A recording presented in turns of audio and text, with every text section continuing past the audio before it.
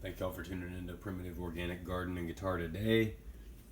I think this channel will focus more on cooking videos for the next few weeks.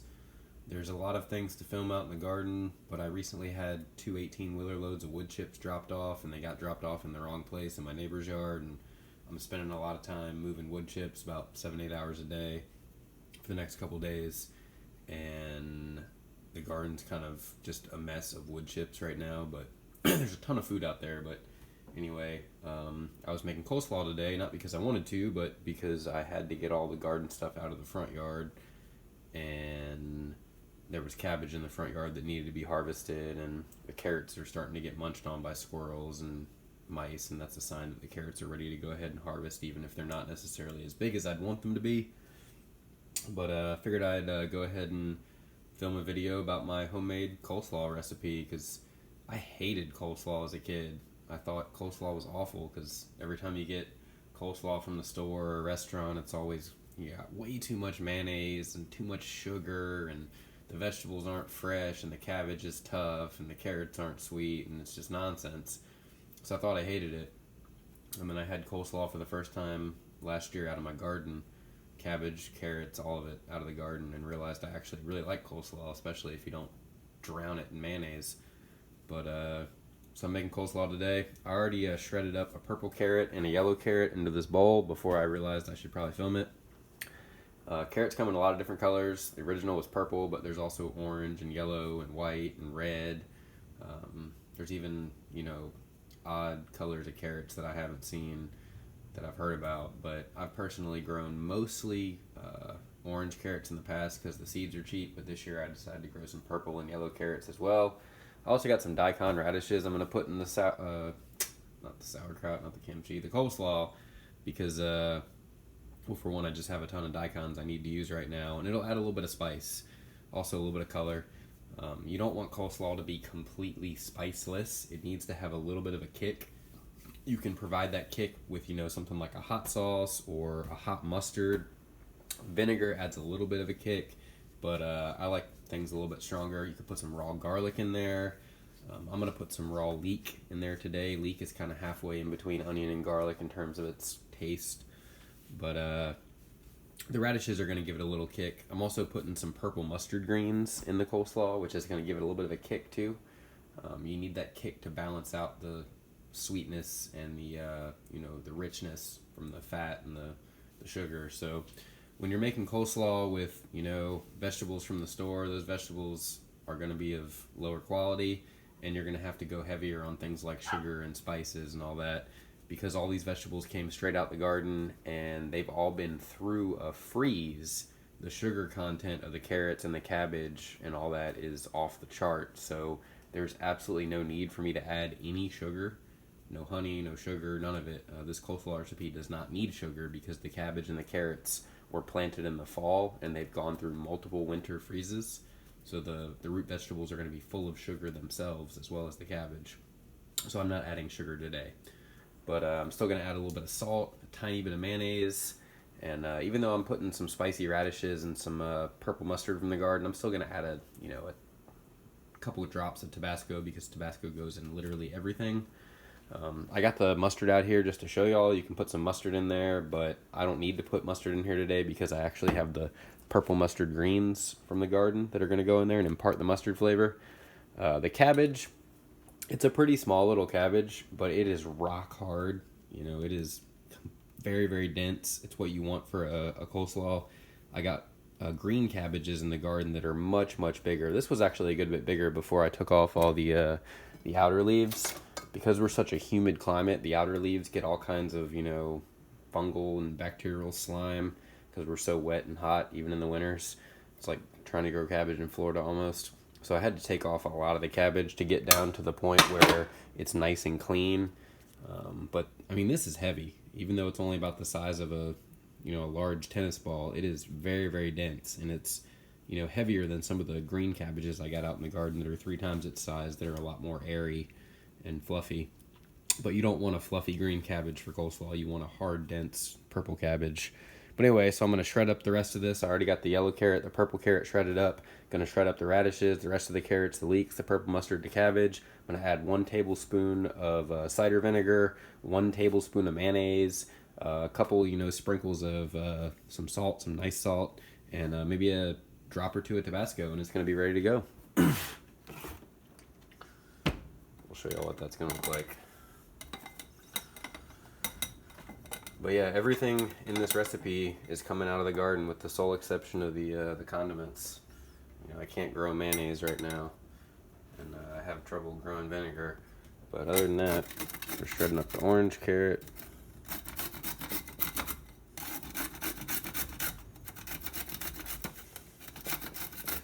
In my experience, the orange carrots seem to grow a little bit faster than the purple carrots and the yellow carrots.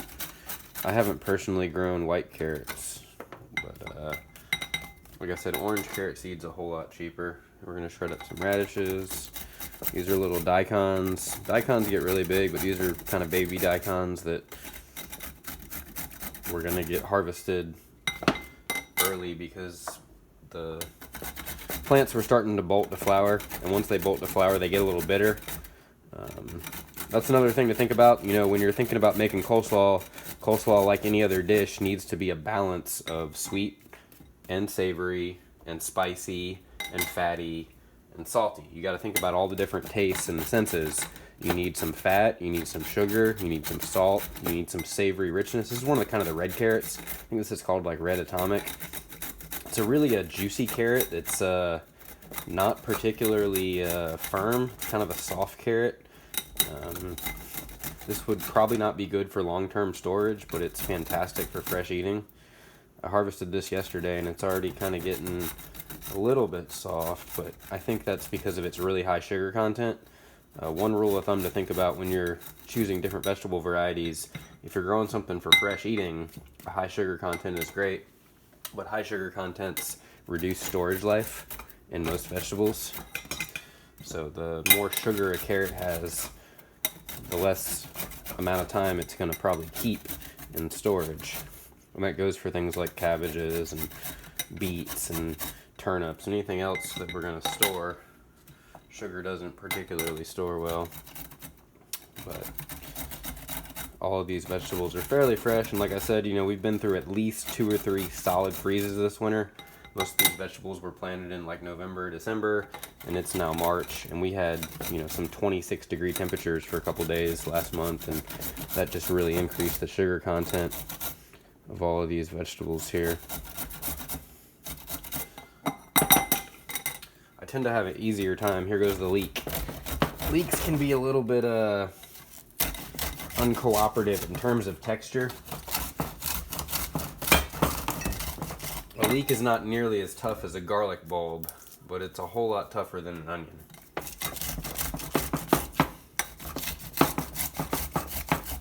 And sometimes the outer layers are less cooperative. They're a little bit tougher. Leeks are one of my favorite vegetables ever, but they're very expensive to buy at the store. And when you try to grow them, they grow very slowly. They don't grow nearly as fast as a garlic or an onion. So, at least in my area, leeks are kind of a delicacy. They're kind of expensive. I've heard in like parts of Europe, leeks are actually cheaper than onions because like they grow better there or something. But in my area, leeks are kind of a delicacy. So the only reason I'm really harvesting a lot of leeks right now is because we're in the middle of a pandemic, and if I'm going to be in a pandemic, at least I'm going to eat well. So if it were not a pandemic, I'd probably, save the leeks for a more special occasion. But I got a little bit of asthma, and I'm not planning on leaving the house for a while, but I've already been out the last couple days and been at work and been around people that travel, and so if I have it, we'll see what happens, but I'm at least going to eat really well for the next couple of days. So now I'm grating up the purple cabbage, which is the backbone of this recipe. Like I said, we got all the different colors of carrots in here, and we got the radishes, and even got the leeks.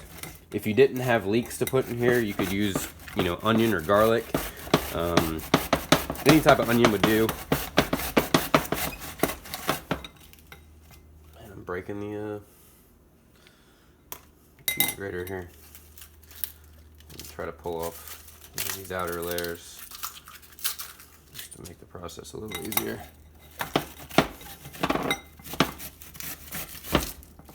The cabbage smells so good.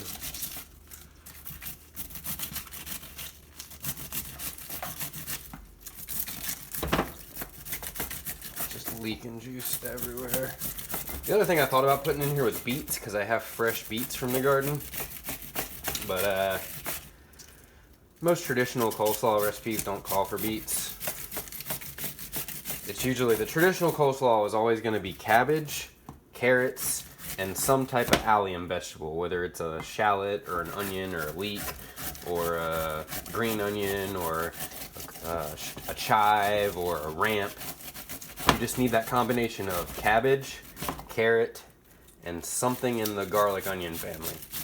And then you just add, a tiny bit of mayonnaise, tiny bit of vinegar, a little bit of salt. And if you're growing vegetables, that are cool season crops but haven't necessarily gone through a freeze, or if you're in a temperate, climate that maybe doesn't see freezes very often, or you're in a tropical climate that never sees freezes, then you might want to think about adding a tiny bit of sugar. If I were in Hawaii or in South Florida and I were making coleslaw with garden vegetables, I would probably want to add a tiny bit of sugar to the recipe. But if I'm in a place where those crops are exposed to a frost or a freeze, they're going to sweeten up on their own and don't need that additional sugar added to the recipe. So now we got all the cabbage and the radishes, which are optional, and the carrots. It's all mixed up in here. We're just going to add a tiny bit of mayonnaise, a little bit of Himalayan salt, a little bit of cider vinegar. Your choice of mayonnaise, in my opinion, is important. There's only one acceptable choice, and it's Duke's. You don't want any of that, Yankee mayonnaise or any of that, imitation mayonnaise, all kinds of whips and miracles and nonsense. You want real mayonnaise, and that's Duke's. Made in South Carolina. That's the only acceptable choice for mayonnaise. But I thought it was made in South Carolina. It says Virginia on the damn thing. Richmond, Virginia. Either way, at least it's a southern mayonnaise, kind of. Virginia's sort of the South. But it's a whole lot better than the other brands, in my opinion. But the biggest mistake people make with coleslaw is that they put too much mayonnaise in it. You only need a tiny bit of mayonnaise. A little bit of mayonnaise goes a very long way. I don't use a whole lot of mayonnaise in my day-to-day cooking. I think probably the only thing I use mayonnaise for is a tiny bit on a burger, maybe, and a little bit on coleslaw. So for all that cabbage, that's probably all the mayo we want to put in there. Like I said, we don't want to overdo it.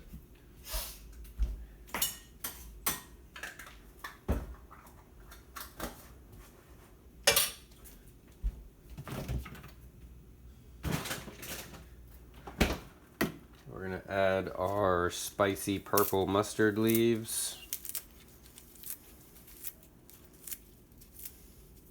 We're going to add a couple drops of Tabasco because every recipe ever must have Tabasco. We're going to add our small amount of cider vinegar.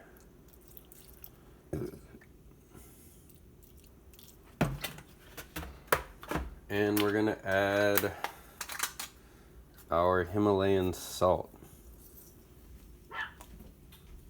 We're also going to add just a small amount of black pepper, if I can find some. No, we don't have any black pepper. That's alright, we put the Tabasco in there, it'll be okay.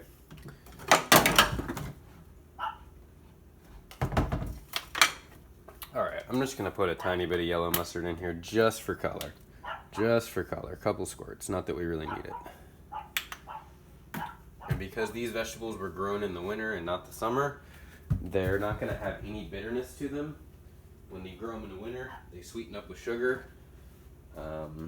Whereas if you grow a carrot or a radish or a cabbage in the summer, it's going to have a little more bitter taste to it because of the heat. So because these were all grown in the winter and have absolutely no bitter taste, we're going to add just a tiny bit of olive oil just to confer a little bit of bitterness and to add a little bit of, something a little more liquid that can help this mix better. And then we just gotta stir it up and we're ready to go. Coleslaw is not something that I will order at a restaurant usually, but a chance to make homemade coleslaw is not something I'm necessarily going to pass up. You can see all the different colors we got here. Because like we talked about, we got the purple carrot, the orange carrot, the yellow carrot, we got the white daikon radishes, we got the purple mustard green leaves, we got the leek, which is a little bit of green color in there. This looks a little bit dry. It could probably use a little bit more of the wet ingredients. I don't want to put any more mayonnaise in here just because I don't really like mayonnaise. It could probably use a slight splash of vinegar here, but we don't want to go too much. And you can just see this really beautiful purple pink color that we got here. The orange kind of faded to pink, and the purple and red and yellow carrots just kind of lighten the effect of the anthocyanin purple pigments from the cabbage and the purple carrot. So it's just a really beautiful salad we have here, and this is going to be the healthiest part of our dinner today. The rest of the dinner is unhealthy things like sausage and macaroni and cheese. But at least we have one very healthy dish that's completely from the garden and is going to help strengthen our immune system. And hope you all enjoyed this recipe, and we just, talked about the basics, always balancing our salts and our savories and our sugars and our bitters, and it's all about having balance. You don't necessarily have to have the exact right ingredient for every recipe. You just need to know that you need a little bit of fat, and a little bit of sugar, and a little bit of salt, and a little bit of savory, and a little bit of bitter. And as long as you think about the principles, the large-scale principles behind it, you don't really need to worry about specific ingredients and recipes. Thank you all for tuning in today, and hope you're eating well during this little apocalypse.